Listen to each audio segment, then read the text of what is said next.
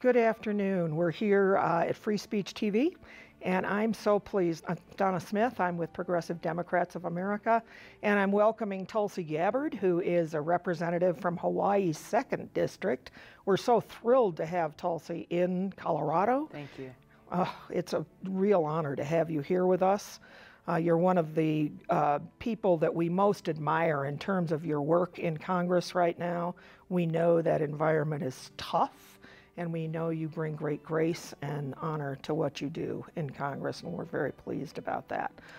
For those who don't know you, you are currently still active duty military, are you not? I serve in the Hawaii Army National Guard. And what do you do there, Tulsi? I am a major, and I work within the personnel section of the National Guard. I've been in now for about 15 years, served on 2 Middle East deployments in previous years, and a number of services and deployments in Hawaii, responding to natural disasters and other issues that our folks at home have faced. Wow.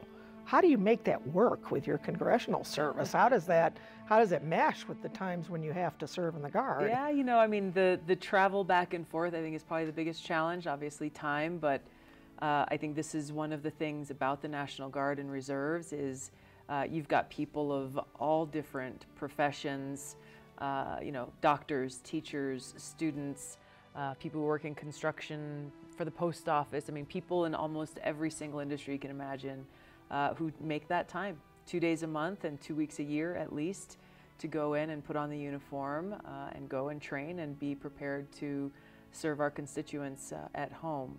My role is not so different from everyone else. Wow. So folks call you Congresswoman Gabbard or Major Gabbard while you're there? In uniform, I'm Major Gabbard. But a lot of the folks who I serve with are people who I deployed with. And so we're all, you know, very tight-knit, almost like a family. So to most people, I'm just Tulsi. Awesome. Yeah. Awesome. Do you anticipate doing that for a while to continue in the Guard? We'll see, as long as they let me, as long as I'm able to continue serving in a meaningful way. And this totally personal. What brought you to that? What made you think you wanted to serve in the National Guard? I wanted to, this was after 9/11, and I wanted to find a way that I could serve both the people of Hawaii in my home state and the people of our country, and this was, the National Guard offered a way to do that. To do both. And so what some people don't know is that those in the National Guard, their first quote-unquote commander-in-chief is the governor of the state. Mm-hmm. So if the president wants to mobilize a state National Guard, he's got to go through the governor of that state. So it meant a lot to me to be able to be in a position where I could help respond to emergencies and to help serve the people of our state, and also, if called, to serve the people of our country. Wow. Yeah. Fascinating stuff. I appreciate it. I've made some of my best friends in my life through my service in the military, and have been exposed to different experiences that I wouldn't have otherwise. And a lot of those experiences are what drove me to serve in Congress, to be a part of the policy decisions that are being made that affect decisions on war and peace, that affect our military, that affect our veterans, and how our limited resources in this country are used. Well, we're going to talk more about the OFF Act in just a minute, but I know you and I share a common interest in peace, and oftentimes people believe that folks who serve in the military are interested in war more than they're interested in peace, and that's not true. It's not the case. Tell me what you think about a lot about ending regime change, war, and so forth. Tell me why, and what's your perspective on that, and what do you think about some of those hot spots in the world right now? You know, I have had the good fortune of spending time with veterans from World War II, from the Korean War, from the Vietnam War, the Gulf War, and a lot of my friends who served in the post-9/11 era. And there's a special bond that exists there between veterans, and I can't keep track of how many times I've heard from veterans across generations who have seen firsthand the cost of war they are some of our greatest champions for peace because they understand, they have seen it, they have lived it, they've experienced this high cost of war themselves, both on American lives, on our troops, whether it's those who pay the ultimate price and don't make that trip home, or those who do make the trip home and carry these both visible and invisible wounds with them. But also the cost of war on the people of these countries where the United States has gone and waged these regime change wars. What to speak of the cost on our nation's treasure. When we look, for example, at the trillions of dollars that have been spent on these regime change wars since 9/11 alone, and then we look in our communities and we look at failing infrastructure, contaminated water, poorly resourced education, the lack of universal health care. You can go down the list of the very basic needs that we have in our community and how those resources could have been spent to invest in rebuilding and building stronger communities right here at home. Where do you think the worst scenarios exist right now? I mean, obviously, we know you're very interested in Syria and what has happened there, but also Yemen certainly is Absolutely. the crisis for the civilian populations. And not I worry about everybody, but that, oh my gosh, the refugees being created in these places, seeing the scenes is heartbreaking. It is. What are you thinking the prospects are of really starting to bring an end to some of this? I wish I could say that the prospects are good, but I am worried and I'm heartbroken that they're not. And the problem is because there are too few people, leaders in Washington, who are willing to know the truth and or speak the truth about what is happening in these places and why. And Yemen is a great example. We heard just the other day about how Saudi bombs went in and dropped bombs on a wedding in Yemen. Not just one round of bombs, but coming back in an hour later and dropping another set of bombs. For anyone to say that that was a so-called accident is ridiculous. Tons of civilians were killed in that attack. So what is our role in that? We have our United States military refueling Saudi planes. They are dropping American bombs. And we have American troops sitting in their operations center, helping them and providing them with intel and targeting guidance. This is a war that the United States is involved with, has picked a side on, that is causing this huge humanitarian disaster on Yemeni civilians that the Congress has not authorized, that the American people have not approved, and that is counter to American interests, national security interests, and otherwise.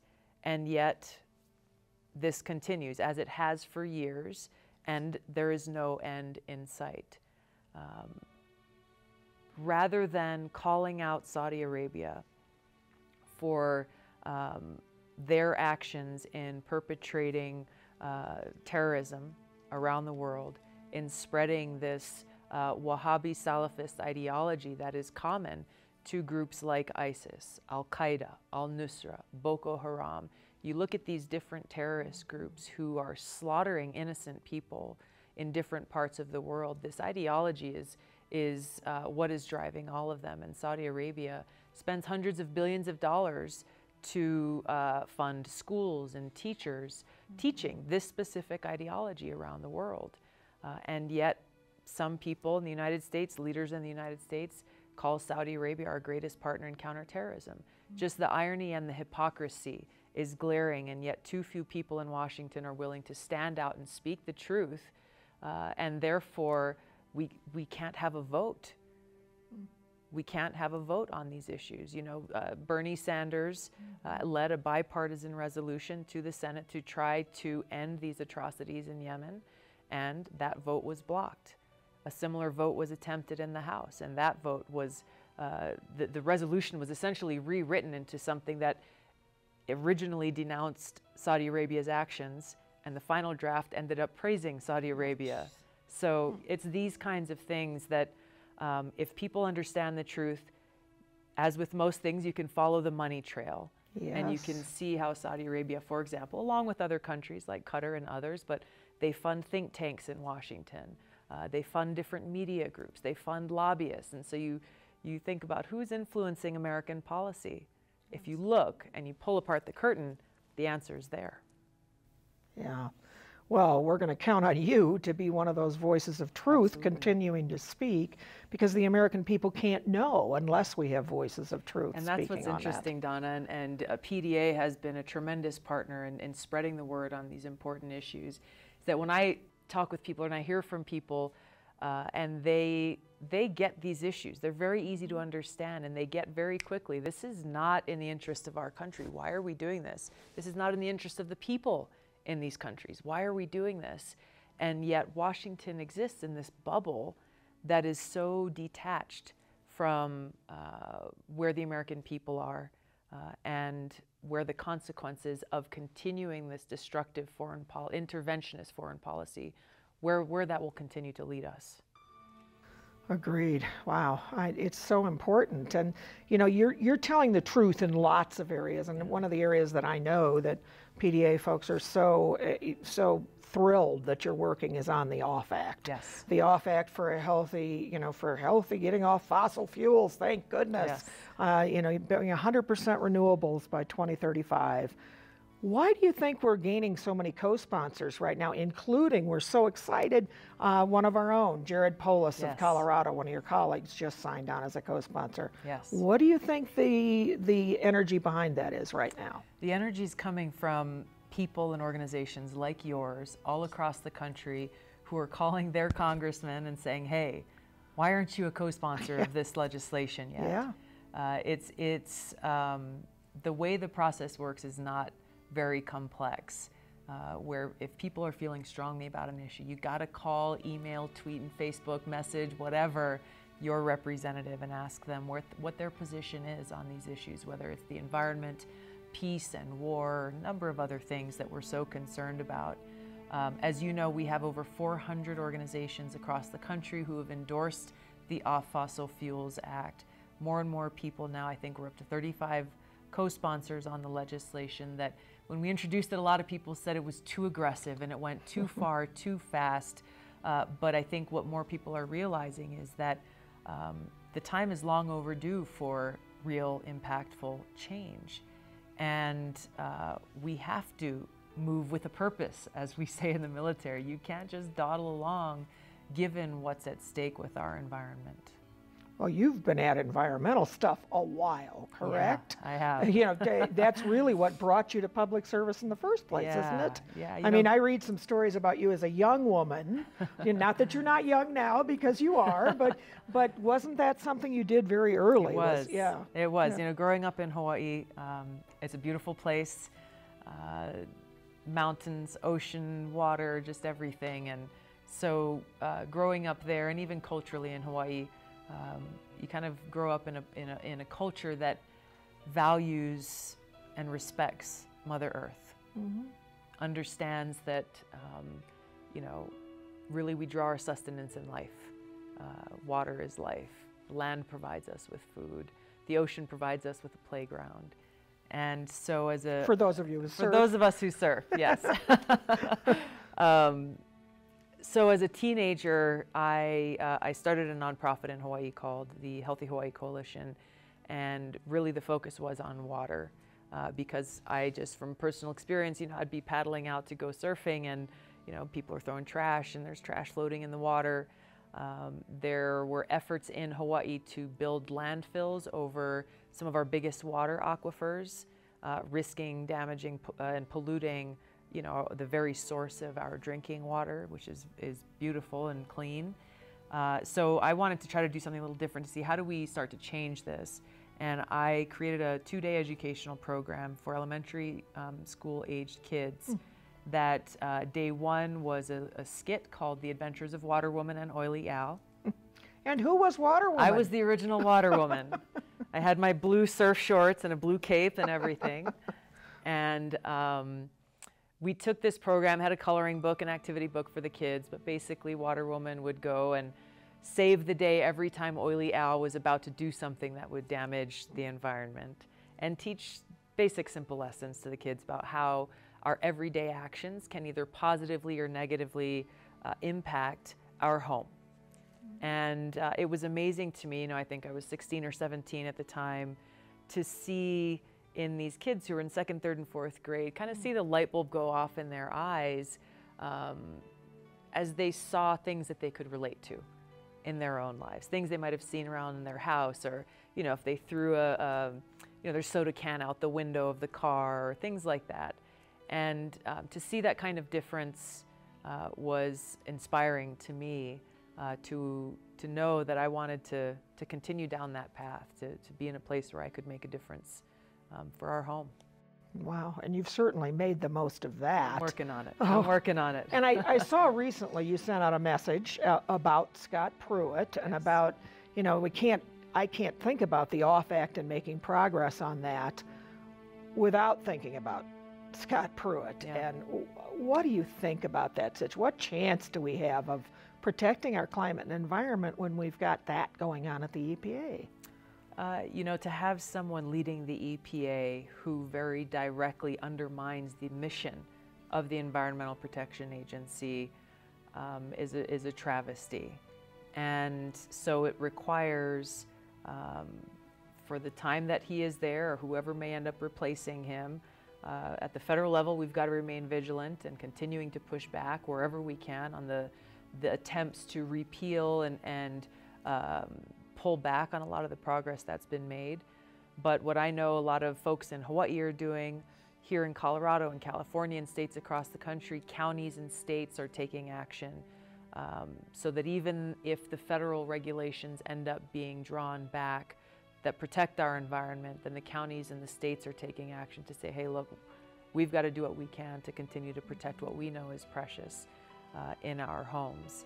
And I think, with this, there's more opportunity, I think, than some people realize. And we've had conference calls with a lot of your members before. And I have an intern in my office who I just talked with yesterday. She's very passionate about climate change. The reason why she wanted to intern in my office was because of the Off Fossil Fuels Act. Good. And she said, how do we get Republicans to sign on to this? And, I think the important thing here is what you hear me talking about often, which is aloha.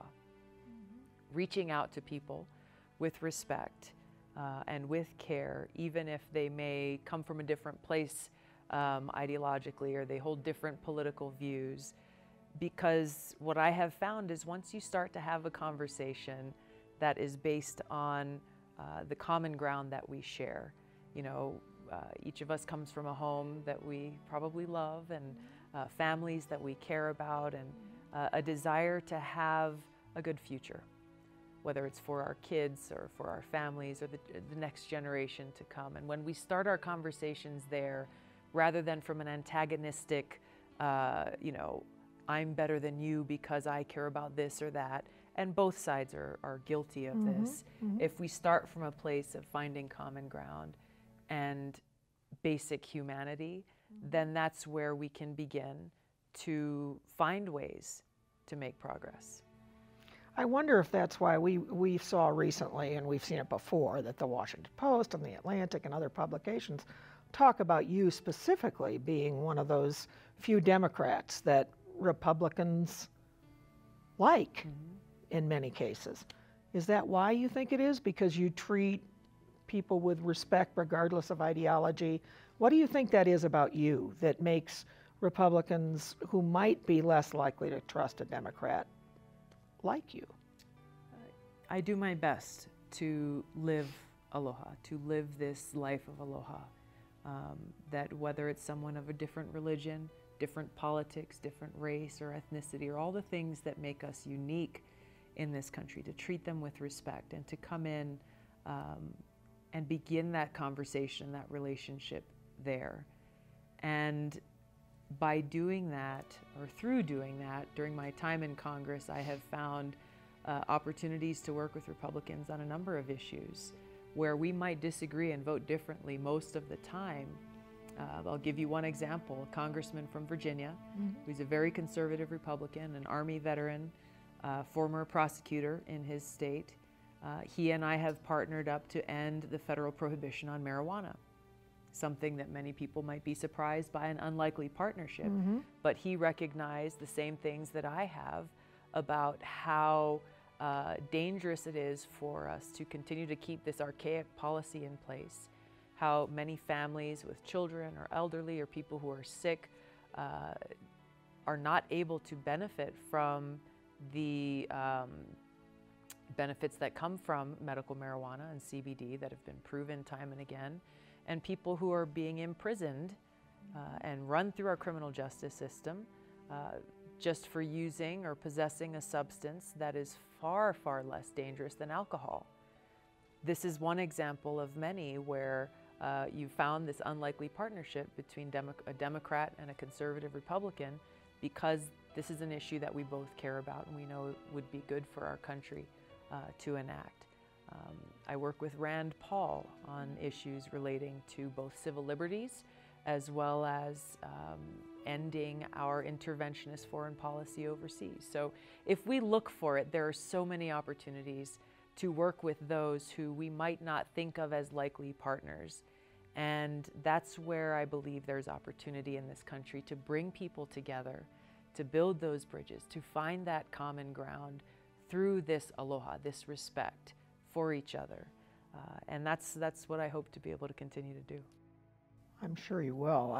The viewer asked a question I want to ask you, and I think you already answered some of it, is, you know, that constituents who want to move their congressional member sometimes think that they don't have any power because the lobbyists are going to, you know, weigh in with money and the big donors are going to weigh in. And that's reality. We all know that's true. But tell us a little bit from your perspective, what does it mean? How does a constituent actually impact you and your colleagues the most? Should they avoid, if their congressperson is a Republican, do they not talk about the OFF Act, or what do they do to really push them? Yeah, no, I would encourage you, definitely talk about the OFF Act. Definitely talk about the issues that concern you, and come in and respectfully press them, make your argument, coming from a place of one of their voters, people who they're accountable to. They work, you know, we work for our constituents. And, you know, I'll tell you, we get phone calls, we get emails, we get letters every single day and every single week. And I keep track of what people are calling about, what issues they're calling about, and what position they're taking, so that I can keep a pulse on where my constituents are coming from. And I can tell you on some issues that we've seen in Congress that have really been lit up on social media, it has impacted the way that members of Congress have voted. Once they see that this public pressure is mounting, and again, that's where there's opportunity. I think voters underestimate their power. We have seen in, frankly, both Democrat and Republican races, how incumbents who had all the money, who were seemingly untouchable, were beat by far less funded candidates in a primary election or a general election. And it usually comes down to which candidate is more in touch with the people in their district, which one is listening and responding to the needs and desires of their constituents. And so our democracy works when we have an informed and involved electorate. So don't think that your vote and your voice don't matter, because they absolutely do. We know it does with you, and that's a wonderful thing. And you know, PDA has been so thrilled to work with you. You have been a joy. It's mutual, likewise. You are honest, and when you don't agree with us, you tell us that honestly. That's the kind of relationship with congressional members that helps us get things done. And we appreciate you so much. And the time that you took today matters so much to so many people. Thank you very much. We're glad you're in Colorado, and have a wonderful time here and a safe travels home. I appreciate all you do, and I appreciate being able to see you and talk to all the viewers at Free Speech TV. Mahalo. Aloha to you. Thank you.